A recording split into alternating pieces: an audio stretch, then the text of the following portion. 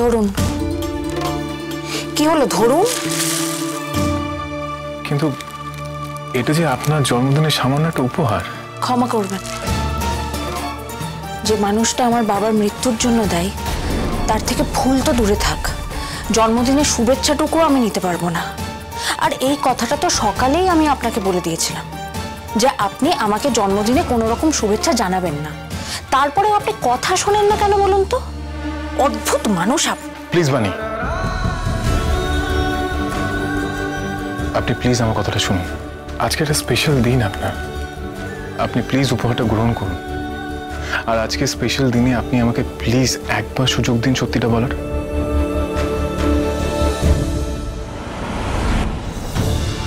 থাক, আপনি দয়া করে আমাকে আর কিচ্ছু বলবেন না। আপনি সামনে এলেই না রাগে ঘেন্নায় আমার মাথার ভেতরটা কি একটা হয়ে যায়। আমি কোনো রকম কোনো কথা শোনার মতো অবস্থাতেই থাকি না। আর কথা শোনা তো দূরের কথা, আপনাকে তো আমি সামনাসামনি দেখে সহ্য অবধি করতে পারি না। শুধুমাত্র রায়বাড়ির মানুষগুলো আমাকে এতটা ভালোবাসে, এতটা সম্মান দিয়ে স্নেহ করে আমাদেরকে এখানে আটকে রেখেছেন, তাই সেই জন্য আপনাকে প্রতিনিয়ত আমাকে সহ্য করতে হচ্ছে, আপনার সাথে দাঁড়িয়ে এখানে কথা বলতে হচ্ছে। কিন্তু অনিরুদ্ধ চ্যাটার্জি, একটা কথা মনে রাখবেন, এর থেকে বেশি কিছু কিন্তু আপনি আমার থেকে আর আশা করবেন না। দেখুন মানে আপনাকে আমি সত্যিটা বলবো, শুধু এইটুকুই আশা করেছি। আপনি বারবার আপনার অধিকারের সীমাটা ছাড়িয়ে যান কেন? বুঝতে পারেন না? আপনার কি মনে হচ্ছে যে এটা ন্যায্য? কেন আপনি সবার সামনে আমার জন্মদিনের কথাটা তুললেন? কি প্রয়োজন ছিল আপনার? আপনি বলেছিলাম? আপনি কি ভাবলেন যে এই কথাটা সবাইকে বললে আমি খুব খুশি হব নাকি? আমি এসব একদম পছন্দ করি না। আর এই কথাটা আপনার মুখ দিয়ে সবার কানে গেছে, তো সেই জন্য আমি এইটাকে আরো বেশি অপছন্দ করছি। আপনি এখানেও থামেননি, আপনি আবার আমার কাটা ঘায়ে নুনের চেটে দেওয়ার জন্য আমার পছন্দের ফুলটা গিয়ে আমার ঘরে গিয়ে রেখে এসেছেন। আপনাকে তো বলছি, আমার আর আমার মেয়ের থেকে দূরে থাকুন, এটাই আমার জন্মদিনের শ্রেষ্ঠ উপহার হবে।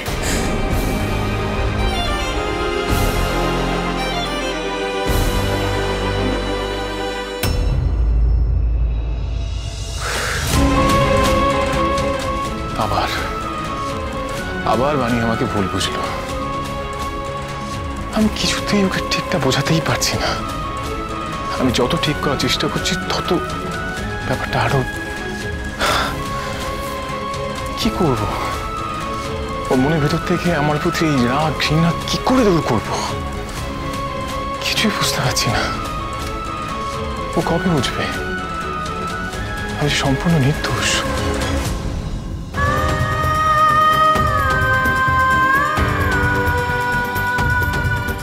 আজকে তোমার সাথে আরো একজনের জন্মদিন। আর কার জন্মদিন? বানির। আমার সব ফ্রেন্ডসরা এসে গেছে, এরপর আমার আলাদা পার্টি আছে। তোমরা এইভাবে টাইম ওয়েস্ট করে আমার বার্থডেটা না স্পয়েল করতে পারো না।